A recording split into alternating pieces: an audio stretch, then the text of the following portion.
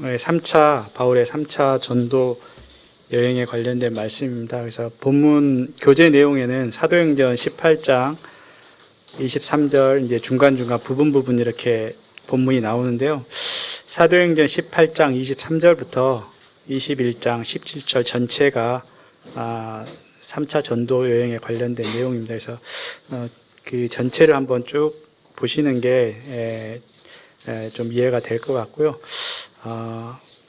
그래서 오늘은 3차 전도 여행을 통해서 관련된 말씀인데, 오늘 어떤 말씀을 저희 가운데 전부는 살펴보지 못하고 중요한 두 부분의 말씀을 좀 보고자 합니다.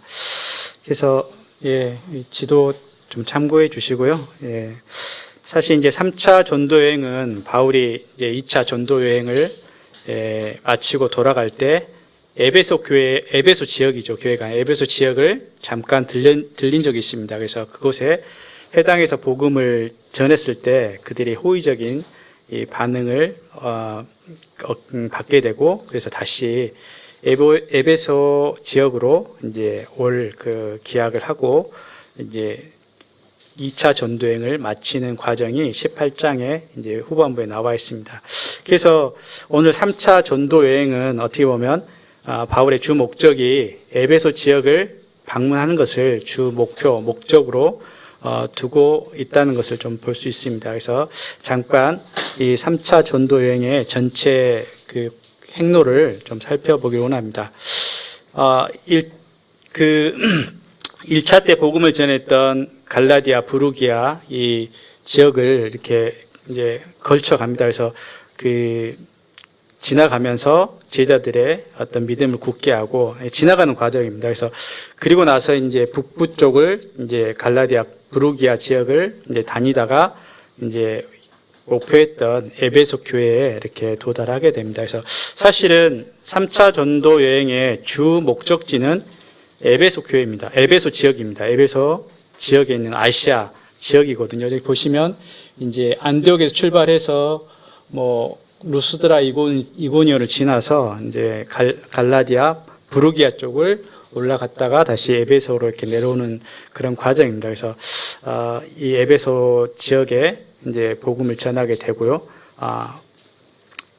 그리고 나서 이제 2차 전도 여행 때 그 마케도니아와 아가야 지역, 이 고린도 지역에 있는 제자들을 다시 한번 돌아보고 그들의 믿음을 굳게 한 다음에 예루살렘으로 오고자 했습니다. 그렇지만 그 예루살렘으로 오는 과정이 이제 고린도 교회에서 예루살렘 오고자 하는 그 길이 이렇게 위험한 길임을 알고 다시 이렇게 마케도니아로 올라가서 다시 드로아와 빌레도, 바다라, 그 다음에 두로, 가이사라를 거쳐서 예루살렘으로 이렇게 돌아가는 일정으로 이렇게 일정이 오늘 본문의 3차 전도여행의 전체 과정입니다. 그래서 아까도 얘기했던 것처럼 3차 전도여행의 좀 특이점은 1차와 2차 전도여행과 다른 점은 에베소 한 지역에서 집중적으로 무려 3년 동안 이 지역에서 말씀을 전했다는 게 좀 특별한 어떤 과정입니다. 물론 2차 전도여행 때 고린도 교회에서 1년 6개월 동안 그곳에서 좀 오래 머물면서 가르친 적이 있지만 3차 전도여행은 다른 어떤 1, 2차 때와 다르게 그때는 계속 복음을 전하고 짧은 기간 머물렀다가 계속 이동했는데, 이 3차 때는 에베소 지역에서 한 곳에서 3년 동안 머물면서 이곳에 복음과 제자들을 양육하는 일에 힘썼던 그 여행이 3차 전도여행입니다. 그래서 오늘 3차 전도여행에 관련된 말씀을 통해서 중요한 두 가지, 여러 가지 내용들이 있지만 제가 생각하는 중요한 두 가지를 이렇게 살펴보고자 합니다. 제가 카톡에 올렸던 것처럼 주제인데요. 그래서 에베소 교회에 하나님의 큰 구원의 역사와 말씀의 능력 있는 역사가 일어나게 됩니다. 그래서 어떻게 에베소 교회에 그런 일이 일어나게 됐는지, 이 부흥의 어떤 주님의 역사의 어떤 과정들이 어떻게 일어났는지 그 과정들을 좀 살펴보면서 주님이 하신 일들을 좀 보기 원합니다. 사실은 에베소 지역에 복음을 전하는 게 그렇게 쉬운 일은 아니었거든요. 2차 때 에베소 교회 가려다가 에베소 지역으로 가려다가 막혀서 이제 마케도니아로 갔던 기억도 있고요. 또 사실 이제 나중에 좀 살펴보겠지만 이 에베소 지역이라는 곳이 굉장히 우상을 숭배하고 숭배했던 그런 지역이기 때문에 참 이들이 쉽게 우리가 생각하는 것처럼 복음을 받아들이고 뭐 구원받는 역사가 쉽게 일어난 지역은 아닙니다. 그렇지만 이 굉장히 어렵게 생각됐던 에베소 지역에, 아시아 지역에 어떻게 복음이 증거됐는지 또 어떻게 하나님의 역사가 일어났는지를 우리가 살펴보면서 주님의 하신 일들을 우리가 다시 좀 보기를 원하고요. 두 번째 주제는 바울 사도의 어떤 사명을 향한 어떤 헌신된 모습인데 사실 이를 통해서 바울 사도가 우리에게 어떤 교훈의 말씀을 주고 있는지 바울 사도의 본인의 어떤 삶을 통해서 마지막 어떻게 보면 메시지거든요. 그 아시아 교회 또 전체 어떤 그 선교 여행의 3차 선교 여행을 마치면서 이제 그 어떤 결별하는 그런 마지막 메시지인데 이 마지막 메시지를 통해서 바울 사도가 우리에게 어떤 말씀을 전해주고자 했는지 그 말씀을 이제 참고해 보기 원합니다. 그래서 첫 번째 이제 에베소 지역입니다. 에베소 지역에 어떻게 주님의 역사가 일어났는지 사실 아까 얘기했던 것처럼 에베소 지역이 어떤 특징인지 짧게 한번 살펴보면요. 보시다시피 에베소 지역은 항구 도시입니다. 그래서 유럽과 이렇게 연락할 수 있는 그런 항구 도시였고요. 그렇기 때문에 교통과 어떤 무역의 관문의 역할을 하였고 그렇기 때문에 에베소 지역은 굉장히 번창한 도시였습니다. 그래서 소아시아 지역의 수도이기도 했습니다.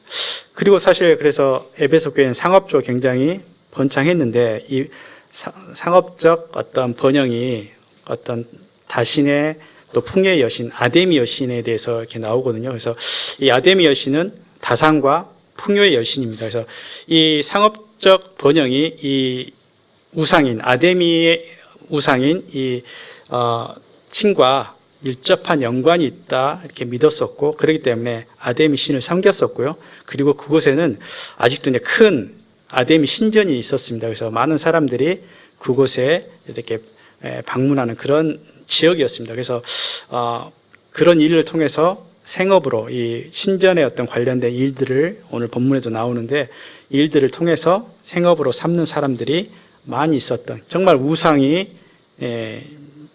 섬겼던 그런 지역입니다. 이런 우상과 물질적인 풍요가 있었던 곳이 이 에베소 사람들의 에베소 지역의 특징인데 그들이 당연히 복음을 쉽게 받아들였겠습니까? 굉장히 강력하게 반대했고 반대하는 세력들이 있었고 여러 전도의 어려움이 있었던 것입니다. 그럼에도 불구하고 사도 바울은 에베소 지역에서 떠나지 않고 3년간 복음의 말씀과 또 그 제자들을 그 두란노 서원에서 말씀을 강론했다 이런 표현이 한 여러 번 나오거든요. 말씀을 강하게 증거했다, 강론하면서 교회를 굳건히 세워가는 모습이 나옵니다. 그래서 그 결과로 정말 이 지역에 많은 에베소 지역에 많은 어떤 구원의 역사가 일어났을 뿐만 아니라 그들의 삶도 이렇게 바뀌었을 뿐만 아니라 또 에베소 교회를 통해서 그 아시아 지역에 있는 계시록에 나오는 7교회 또 우리가 서신서에 나오는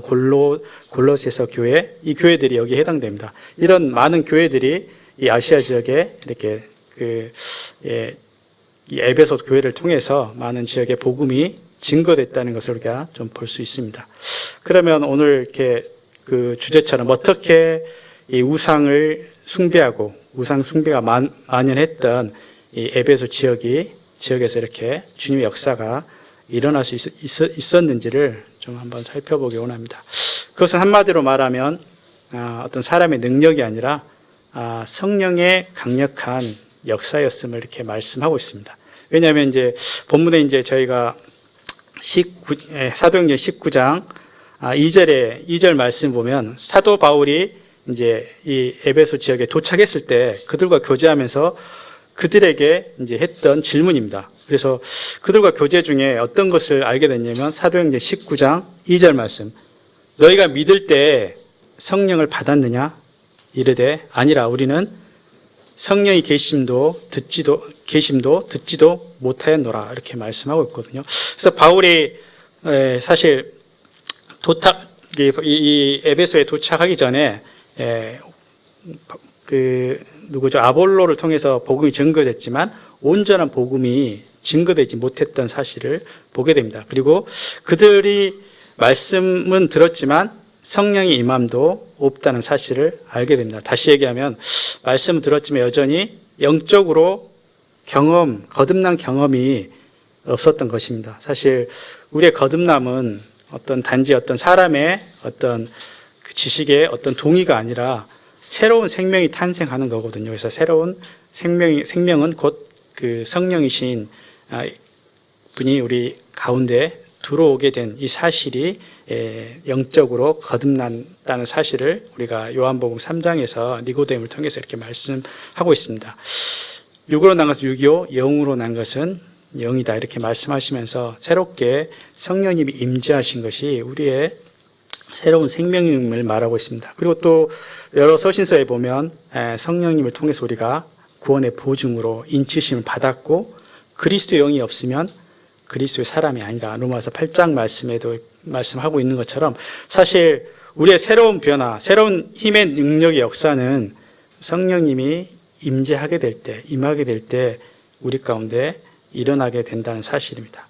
근데 이 지역에 지금 아직까지는 에베소 지역에 왔을 때 바울 사도가 도착하기 전에 사실 이 본문의 사도행전 18장 24절에 보면 아볼로라는 그 제자가 이곳에 먼저 말씀을 전했던 장면부터 나옵니다. 왜 이 말씀이 이렇게 먼저 증거됐냐고 이렇게 생각한다면 아볼로를 통해서 또 그 다음에 바울을 통해서 정말 주님의 역사가 일어나기 전에 어떤 일들이 일어났는지를 에베소 지역에 어떤 일들이 일어났는지를 말씀하고자 했다고 저는 생각합니다.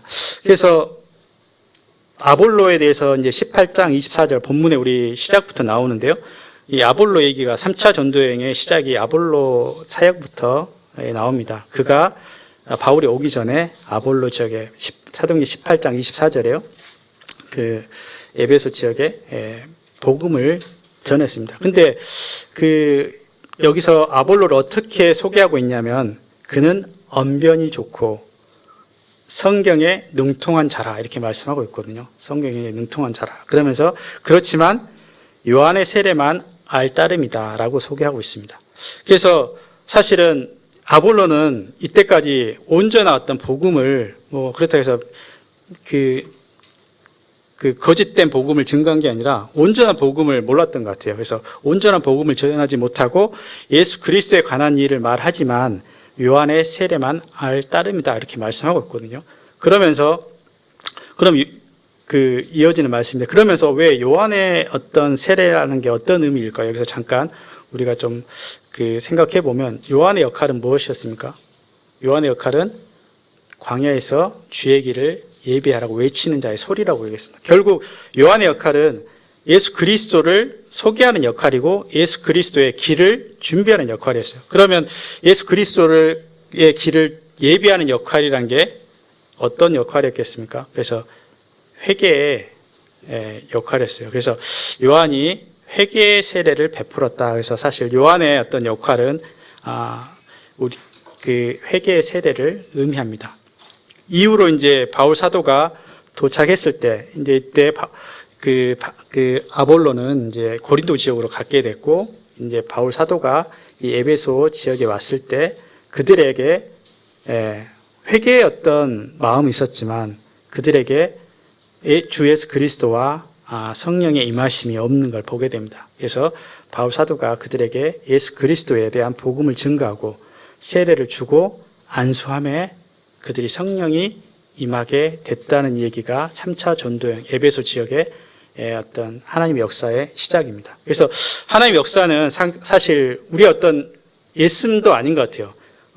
그 주님이 일하시고 주님이 역사하실 때 그 일들이 일어나는데 우리의 어떤 사고나 이성과는 다르다는 생각이 됩니다. 주님이 왜 다른 2차 때는 이런 어떤 성령의 역사를 말씀하고 있지 않거든요. 근데 각 고린도 지역이나 마케도니 지역에. 근데 3차 때 에베소 교회를 말씀하면서 성령이 임하심을 얘기하면서 이곳에 강력한 하나님의 역사가 있을 것을 말씀하고 있거든요. 그래서 이 에베소 지역 그 제자들에게, 복음을 듣는 사람들에게 회개와 예수 그리스도에 대한 믿음을 증거하고 나서 그 성령이 임하게 된 이 사실로 인해서 이제 에베소 온 지역이 굉장한 부흥과 새로운 어떤 주님의 큰 역사들이 일어나게 됩니다. 그렇기 때문에 이 시작이 성령에 임하셨다는 이 내용을 시작으로 에베소 교회가 이제 3차 전도여행, 에베소 지역의 3차 전도 여행의 시작을 하게 됩니다. 그래서 우리가 개인적으로 보면 우리가 구원에 대해서도 한번 생각해 볼 필요가 있는 것 같아요. 구원의 역사가 어떻게 일어나는지. 사실 이 세 부분은 굉장히 구원의 복음의 주제라고도 생각이 됩니다. 그래서 하나님에 대한 회개와 바울 사도가 나중에 이 메시지도 전하거든요. 복음의 어떤 세 부분은 하나님께 대한 회개입니다. 하나님께 대한 회개와 어떻게 보면 세례 요한의 역할이었던 것이죠. 두 번째는 예수 그리스도에 대한 믿음입니다. 회개에서 정말 이게 삶에 하나님께 대한 그 돌이킴이 있음에도 불구하고 여전히 예수 그리스도에 대한 믿음이 없을 수 있어요. 그래서 예수 그리스도를 주와 그리스도로 우리가 믿게 될 때, 그 다음에 약속하신 말씀이 각 믿는 자들에게 성령이 임하심을 말씀하고 있습니다. 그렇기 때문에 사도행전 시작도 어떻게 시작됩니까? 내가 약속하신 말씀하신 것들을 기다리라고 말씀하고 있지 않습니까? 성령이 너에게 임하시면 너희가 권능을 받고 이어진 복음이 이렇게 증거되는 말씀이 시작합니다. 사도행전의 시작도 성령의 임하심을 통해서 시작하게 됩니다. 또 사마리아의 복음이 처음 증거될 때도 사도행전 8장 17절이거든요. 성령이 임하신 사건들이 나옵니다. 그래서 그들이 예언을 하고 방언도 말한 사실이 나옵니다. 사마리아의 복음이 처음이 되었을 때, 또한 그 고넬료 이방인에게 복음이 증거됐을 때 사도행전 10장 44절에 보면 그때 처음 이방 고넬료가 구원받게 됐을 때도 성령이 임했던 사실들을 말씀하고 있고, 오늘 이 에베소 지역에 처음 이렇게 복음이 바울 사도가 증거될 때 이때도 성령이 임하신 사건들을 여기서 말씀하고 있습니다. 그렇기 때문에 개인적으로 주님을 믿는다든가 아니면 그 지역에 어떤 성령이 임하게 되는 새로운 어떤 역사가 시작할 때는 항상 성령이 임했던 그 사실들을 이 말씀을 통해서 증거하고 있습니다. 그래서 이 복음에는 세 가지 부분을 아까 말씀했는데요. 이 부분의 근거가 사도행전 2장 36절, 38절 말씀을 한번 제가 읽어드리겠습니다. 사도행전 2장 36절, 38절에 보면 그런즉 이스라엘 온 집은 확실히 알지니 너희가 십자가에 못 박은 이 예수를 하나님이 주와 그리스도가 되게 하셨느니라 이렇게 말씀하고 있거든요. 그러면서 그들이 이 말씀을 들었던 그 유대인들이 그러면 우리가 어찌하랴 했을 때 그때 38절에 말씀한 베드로가 이르되 너희가 회개하여 각각 예수 그리스도의 이름으로 세례를 받고 제사함을 받으라. 거기가 두 번째죠. 그리하면 성령의 선물을 받으리라 이렇게 말씀하고 있습니다. 분명히 복음에는 이 세 부분이 언급되고 있습니다. 또 사도 바울도 앞부분 두 부분에서 언급하고 있는데 뒤에 이제 말씀이 나오는데요. 오늘 본문에도 있는데 사도행전 20장 21절에 보면 제가 읽어드리겠습니다. 사도행전 20장 21절에 유대인과 헬라인들에게 하나님께 대한 회개와 우리 주 예수 그리스도에 대한 믿음을 증언한 것이라. 바울이 전한 복음의 내용을 얘기하고 있습니다. 이 부분에는 좀 더 자세하게 나갈 수 있지만 오늘은 그 복음에 대한 주제가 아니기 때문에 하여튼간 이 복음이 증거되면서 중요한 사실 마지막에 각 개인에게 거듭남이 성령이 임하신 사실이 있을 때 진정한 우리의 삶에 사실 변화가 있고 새로운 생명의 시작이 됩니다. 그렇지 않은 경우는 우리의 삶에 좀 구원에 대한 확신도 흔들리고 주님의 인도하심, 성령의 역사하심, 그리스도로 새로운 생명으로 살아가는 삶에 문제가 분명히 있다고 이렇게 여겨집니다. 그렇기 때문에 그리스도의 믿음을 통해서 그렇다고 해서 성령이 임하기를 우리가 막 기도하라는 건 의미는 아닙니다. 이것은 하나님이 주신 사도행전 2장 38절에 본 것처럼 예수 그리스도를 주와 그리스도로 우리가 영접하게 될 때, 영접하고 믿을 때 하나님께서 우리 가운데 성령을 선물로 주시리라. 하나님이 임하신다는 사실은 성령 세례라고 여기서 또 표현도 하고 있는데 이것은 하나님의 약속인 것입니다. 믿는 자들에게 하나님이 주시는 하나님의 약속인 것입니다. 그래서 이 성령의 임하심을 통해서 이제 이 에베소 교회에 에베소 모임의 제자들이 큰 삶의 변화가 있고 심지어는 그들이 우상을 섬겼던 그 삶의 근본이었던 삶의 어떤 근간으로 삼았던 우상 섬기고 제단을 섬겼던 그 일에서 모든 그 우상의 책들을 불태우고 온전히 하나님께 나오는 그러한 놀라운 역사가 이 사도행전 19장에 기록되어 있습니다. 그렇기 때문에 이 일을 통해서 하나님이 우리 가운데 성령님의 역사였던 사실, 그러니까 이 에베소 교회에 그렇게 이 일이 하나님의 역사가 일어났던 그 이유가 성령님이 임하시면 너희가 권능을 받고 예루살렘과 유대와 사마리아와 땅끝까지 이뤄 내 증인이 되리라. 그 역사가 사도행전의 시작의 역사가 일어났던 것입니다. 그리고 두 번째 이유는 이제 말씀을 집중적으로 날마다 배웠다고 이렇게 말씀하고 있습니다. 그래서 처음에는 회당에서 3개월 동안 말씀을 증거했지만 그들 가운데 믿는 자들도 있고 믿지 않는 자들이 있어서 이제 사도 바울 형제님께서 두란노 소원에서 이제 믿는 자들을 따로 분리해서 두란노 소원에서 2년 동안 여기도 강론했다 이렇게 말씀하고 있거든요. 근데 여기 말씀에 보면 사도행전 19장 9절부터 10절에 있는 말씀인데 두란노 소원에서 날마다 강론했다. 강론하니라 하면서 2해 동안 이같이 하니 아시아에 사는 자는 유대인이나 헬라인이나 다 주의 말씀을 듣더라 이렇게 말씀하고 있거든요. 그래서 이 두 번째 이 에베소 지역을 통해서 전 아시아가 복음이 증거되고 또 에베소 지역에 그 큰 주님의 역사가 일어난 그 근거가 뭐라고 말씀하고 있냐면 날마다 그들이 말씀을 강론했던 바울 사도가 강론했던 그 말씀을 날마다 배웠다고 이렇게 말씀하고 있습니다. 그래서 그 말씀이 이 역사가 되어서 그들의 삶이 변화되고 그들이 배웠던 또 이 2년 동안 배웠던 그 제자들이 다른 여러 지역에 동일하게 교회를 세우고 복음을 전했던 일꾼이 되었던 사실들은 너무나 좀 확실한 것 같습니다.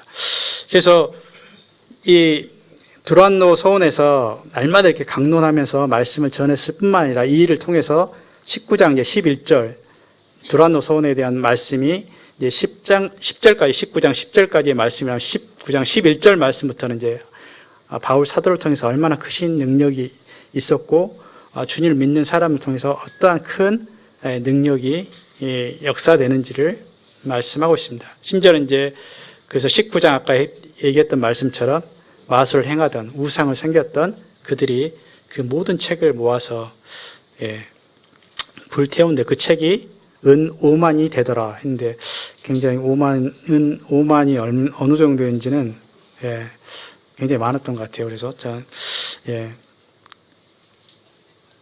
그래서 20절에 이와 같이 오늘의 주제 말씀처럼 이와 같이 주의 말씀이 힘이 있어 흥황하여 세력을 얻으니라 이렇게 말씀하고 있습니다.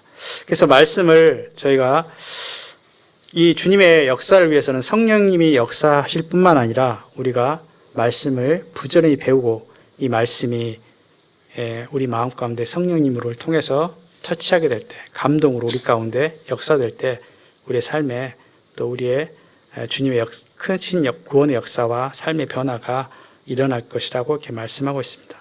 그래서 사도행전 20장 32절의 말씀 보면 마지막 이제 바울 사도가 그 메시지를 전하면서 지금 내가 여러분을 주와 그 은혜의 말씀께 부탁합니다. 이렇게 말씀하면서 이 말씀이 여러분을 능히 든든히 세우사 거룩하게 하심을 입은 모든 자 가운데 기업이 있게 하실 것입니다. 이렇게 말씀하고 있습니다. 이 말씀이 은혜의 말씀께 부탁하고 있습니다. 그리고 이 말씀이 우리를 든든히 세워서 하나님의 자녀로, 하나님의 역사로, 하나님의 기업에 있게 하겠다 이렇게 말씀하고 있습니다. 또 유명한 디모데후서 우리가 3장 16, 17절 말씀을 통해서 모든 성경은 하나님의 감동으로 된 것인데 교훈과 책망과 바르게 함과 의로 교육에 유익하니 하면서 이는 하나님의 사람으로 온전하게 되며 모든 선한 일을 행할 능력을 갖추게 하려 함이라 이렇게 말씀하고 있습니다.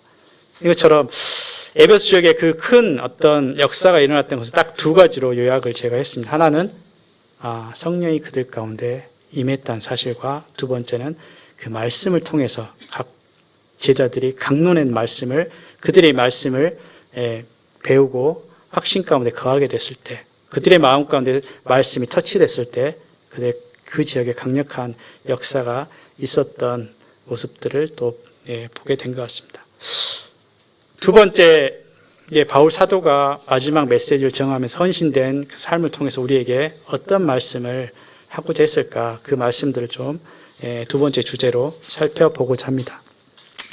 사도행전 19장 21절 말씀에 보면요, 이런 말씀이 있습니다. 이 일이 있은 후에, 그래서 에베소 지역에 이런 큰 하나님의 역사를 경험한 후에 그 일입니다. 바울이 마케도냐와 아가야를 거쳐 예루살렘에 가기로 작정하여 이르되 내가 거기에 갔다가 후에 로마도 보아야 하리라 하고, 사도 바울은 이제 에베소 지역, 아시아 지역, 마케도니아, 아가야 지역 그 지역에 복음을 전하고 나서 거기에 머무르지 않고 사실은 로마까지 가려고 했던 그 어떤 그 전도에 대한 어떤 복음에 대한 비전을 갖고 있었다고 생각이 됩니다. 그래서 이 로마로 가고자 했었습니다. 그래서 근데 이 이후의 말씀이 어떤 말씀이냐면 그 바울의 이러한 선한 비전을 갖고 소원을 갖고 갖고자 했는데 그 이후로 말씀이 뭐냐면 성령님을 통해서 3번이나 그것도 그 길은 환난의 길입니다. 그 길은 결박을 당할 것이고 메어갈 것이고 붙잡힐 것이고 고난의 길입니다. 이 얘기를 3번씩이나 성령님을 통해서 말씀해 주고 있습니다. 사실 바울 사도가 이런 큰 로마를 통해서 더 넓은 유럽 지역에 복음을 증거하고자 하는 그 소원이 있는데 그 소원이면 하나님 기뻐하시는 그 일일 거고 그 길에 순탄한 길을 허락한 게 아니라 사도 바울에게 환난이 있을 것입니다. 이 말씀을 왜 3번씩이나 강조했을까요? 첫 번째는 밀레도에서 바울 사도가 에베소 장로들을 초청해서 그들에게 말씀을 전할 때 성령님을 통해서 알게 하신 내용을 말씀하고 있습니다. 두 번째는 두로라는 지역으로 예루살렘에 들어오기 직전에 두로라는 지역에서 거기에 있는 제자들을 통해서 또 말씀하고 있고, 마지막으로는 그 가이사랴 지역에서 어떤 선지자가 동일하게 환난이 있을 것을 말씀하고 있습니다. 이쯤 되면 3번씩이나 주님이 이렇게 말씀했다면 이건 좀 고난이니까 가지 말아야 되나? 사실 근데 여기에는 말씀해 보면 환난이 있다고 말했지 가지 말라는 얘기는 한 건 아니거든요. 근데 제자들이 이 환난을 보면서 그런 환난이 있으니 가지 않는 게 좋겠습니다. 이렇게 바울 사도를 2번이나 권하거든요. 근데 바울 사도는 이 3번에 또 성령님 왜 그렇게 말씀하셨을까요? 그 생각도 드는데요. 그러할지라도 그러한 어려움이 있다 할지라도 마지막 바울 사도의 고백은 내가 달려갈 길과 주 예수께 받은 사명 곧 하나님의 은혜의 복음을 증거하는 일을 마치려 하면은 나의 생명을 조금도 귀한 것으로 여기지 아니하노라. 사실 목숨을 내놓겠다는 그 바울 사도의 고백이거든요. 그래서 이 메시지는 사실 빌레도에서 이제 전했던 말씀인데 한번 본문으로 말씀을 참고해서 한번 더 살펴보기로 합니다. 그래서 사도행전 20장 17절부터 35절의 내용이거든요. 사도행전 20장 17절부터 좀 길지만 잠깐 짧게 한번 보도록 하겠습니다. 그래서 이 사도행전 20장은 이제 바울 사도가 전체 아시아 지역에서 복음을 다 증거하고 마케도니아, 아가야 거쳐서 예루살렘을 가고자 하는 과정이었어요. 근데 그렇게 가지 못하고 아까 처음 말씀드렸던 것처럼 다시 그 올라와서 아시아에 있는 지역으로 갔다가 예루살렘으로 가는 길입니다. 근데 급하게 또 가야 돼서 바울 사도가 밀레도라는 지역, 저기 보면 그 에베소 지역에 바로 밑에 있는 밀레도 지역으로 내려가게 됩니다. 그때 에베소에 있는 그 교회 장로들을 청해서 마지막 고별의 메시지를 하는 내용 중에 아까 본문 읽어드렸던 그 메시지 내용이 담겨 있거든요. 그래서 그들을 이제 마지막으로 이렇게 만나면서 바울 사도가 어떤 교훈을 주셨는지, 어떻게 살았는지 먼저는 본인의 삶에 대해서 얘기하고 있습니다. 19절 말씀 보면요. 모든 겸손과 눈물이며 유대인의 관계로 말미암아 당한 시험을 참고 주를 섬긴 것과 유익한 것은 무엇이든지 공중 앞에서나 각 집에서나 꺼리낌 없이 여러분에게 전하고 가르쳤다. 이렇게 말씀하고 있습니다. 그리고 또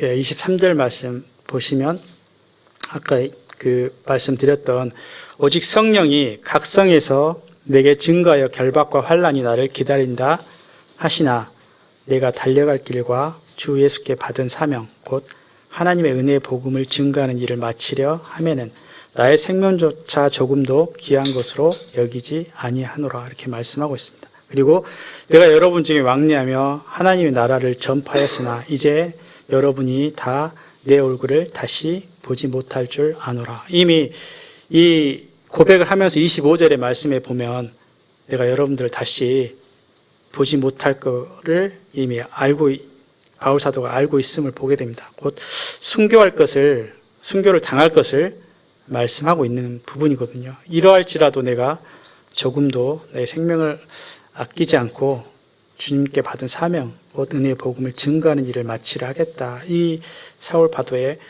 바울 사도의 고백인 것입니다. 그러면서 이제 에베소 장로들에게 여러분 31절에 보면 그러므로 여러분이 내가 3년이나 밤낮 쉬지 않고 눈물로 각 사람을 훈계하던 것을 기억하십시오. 그리고 지금 내가 여러분을 주와 및 그 은혜의 말씀에 부탁하노니 그 말씀이 여러분을 능히 든든히 세우사 거룩하게 하심을 입은 모든 자 가운데 기업이 있게 하시리라 이렇게 말씀하고 있군요. 그동안 3년 동안 가르쳤던 그 말씀을 붙잡으라고 이렇게 말씀하고 있습니다. 그러면서 그럴 때 이 에베소에 있는 지역에 그 주님의 역사가 교회가 든든히 세워질 것을 말씀하고 있습니다. 그러면서 33절부터 35절에는 세상의 어떤 욕심을 버리고 수고해서 다른 사람을 섬길 것을 또 섬기면서 복음을 전할 것을 당부하고 말씀하고 있습니다. 그리고 보면 그 이후로 보면 21장 13절에 보면 또 마지막 이제 가이사라 지역에서 세 번째 했던 말씀입니다. 세 번째 그 결박이 있을 것이다 이렇게 하면서 21장 11절부터 13절 말씀 보면 이제 후반부에 보면 나는 주 예수의 이름을 위하여 결박을 당할 뿐 아니라 예루살렘에서 죽을 것도 각오하였노라 이렇게 말씀하고 있습니다. 바울 사도의 어떤 이 고백입니다. 그래서 심지어는 죽음을 알면서도 이를 피하지 않고 그 길로 나아가겠다 이런 바울 사도의 고백이 나온 장면이 이렇게 말씀이 있습니다.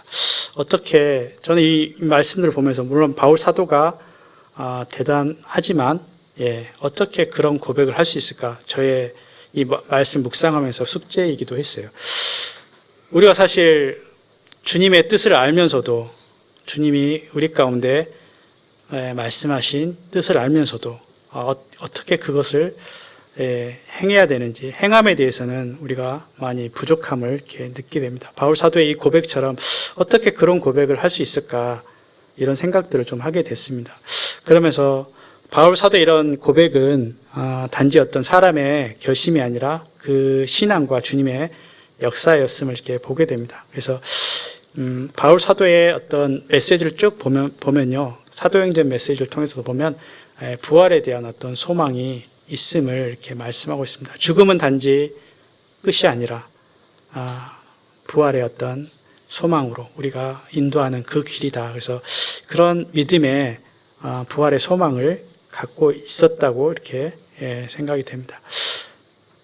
사실 이러한 비슷한 장면이 이제 베드로에게도 마태복음 16장 베드로에게도 이렇게 나오거든요. 그래서 그 부분의 말씀을 좀 더 보면 더 좀 분명할 것 같은데요. 그래서 주님이 이제 마지막 부활의 메시지를 처음 전할 때 했던 말씀은 마태복음 16장 21절에 있는 말씀인데요.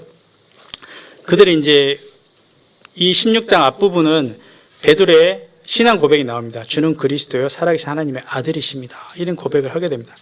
그 고백이 있은 후에 이제 예수님께서 내가 이제 많은 고난을 받고 죽임을 당하고 제3일에 살아나야 할 것을 제자들에게 처음으로 비로소 이제 가르치는 때거든요. 근데 그래서 이 주님의 어떤 죽으심이 단지 죽음으로 끝난 것이 아니라 이 죽음을 당할 건데 이 죽음 이후에 3일 후에는 내가 부활해서 부활이 있다는 사실들을 강력하게 제자들에게 증거했던 메시지예요. 근데 이 바울 사도의 어떤 주변에 있는 형제들처럼 이 베드로도 그런 고백을 하잖아요. 유명한 고백이 고난하는 말씀이 있는데 22절에 베드로가 예수를 붙들고 항변하여 이르되 주여 그리 마옵소서 이 일이 결코 죽게 미치지 아니하리라. 어떻게 보면 인간적인 마음으로는 당연할 것 같아요. 근데 이 예수님의 고백이 뭐냐면 예수께서 베드로에게 이르시되 사탄아 내 뒤로 물러가라. 너는 나를 넘어지게 하는 자로다. 이렇게 말씀하고 있거든요. 때로는 어떤 인간적인 생각으로는 이게 아닌 것 같은데 또 그러고 싶지 않는데 그렇게 하지 말아야 될 것 같이 얘기하지만 주님은 이 죽음 앞에서 뭐라고 했냐면 사탄아 물러가라. 나를 넘어지게 너는 하는 자로다. 그러면서 뭐라고 했냐. 하나님의 일을 생각하지 아니하고 도리어 사람의 일을 생각하는도다. 이렇게 말씀하고 있거든요. 그래서 이 고난의 의미가 죽음의 의미가 인간적인 생각에서는 너무 불쌍하고 비참한 것 같지만 하나님 보시는 그 죽음은 영광의 부활의 소망임을 우리가 다시 한번 보게 됩니다. 그래서 그러면서 이어진 말씀이 뭐냐면 유명한 예수께서 제자들에게 이르시되 그래서 누구든지 나를 따르거든 자기를 부인하고 자기 십자가를 지고 나를 따를 것이다. 이렇게 말씀하고 있고 또 누구든지 자기 목숨을 구원하고자 하면 잃을 것이요 누구든지 나를 위하여 제 목숨을 잃으면 찾으리라. 이렇게 말씀하고 있습니다. 분명히 이 땅에서의 어떤 그 목숨이 우리가 목숨을 위해서 구하고자 하는 마음으로 산다면 잃을 것이다. 이렇게 말씀하고 있습니다. 오히려 이 땅에서 우리의 삶을 죽음 가운데 고난 가운데 넘기는 것이 오히려 찾는 것이다. 얻는 것이다. 이렇게 말씀하고 있습니다. 그리고 요한복음 12장 24절 25절의 말씀 보면 한 알의 밀이 땅에 떨어져 죽으면 많은 열매를 맺는다고 얘기했어요. 그래서 정말 내가 죽을 때 열매를 맺게 된다는 걸 말씀하고 있습니다. 그래서 그리고 나서 25절 말씀이 자기 생명을 사랑하는 자는 잃어버릴 것이요 이 세상에서 자기 생명을 미워하는 자는 영원토록 보존하리라. 이렇게 말씀하고 있거든요. 정말 자기 생명을 잃어버린 것이 이 땅에서 잃어버린 것이 정말 안타까운 일이고 불행하게 보이고 불쌍해 보이지만 오히려 이것이 나를 잃어버린 것이고 세상에서 자기 생명을 미워하는 자가 영원토록 보존하고 영혼을 얻는 것이다. 이렇게 말씀하고 있는 이 말씀을 우리가 보면서 저희의 시선이, 저희의 신앙이, 저희의 어떤 믿음이 어디에 있는지 다시 한번 좀 우리가 돌아보게 됩니다. 그래서 참 우리는 이 세상에 살면서 우리의 삶은 좀 평탄하고 평안하고 그런 길을 원하는 경우가 많은 것 같아요. 그러나 하나님의 뜻은, 하나님의 역사는, 생명의 열매는 이러한 길에 있지 않다고 이 앞부분의 말씀을 통해서 말씀하고 있습니다. 죽어야만 열매를 맺고 죽어야만 영광의 부활에 이르고 죽어야만 주님의 역사를 경험하는 길임을 분명하게 우리 가운데 말씀하고 있습니다. 그래서 저나 여러분, 저도 이 말씀을 보면서 많은 찔림이 됐는데 저나 여러분이 우리가 이 좁은 길을 걸어가는 이 성령의 충만한 하나님의 사람이 되기를, 바울의 삶을 본받아, 바울도 이렇게 나를 본받으라 이렇게 말씀하고 있거든요. 바울 사도를 본받는 그 하나님의 사람이 되기를 기도하는 마음이 있습니다. 기도하고 마치도록 하겠습니다. 주님, 저에게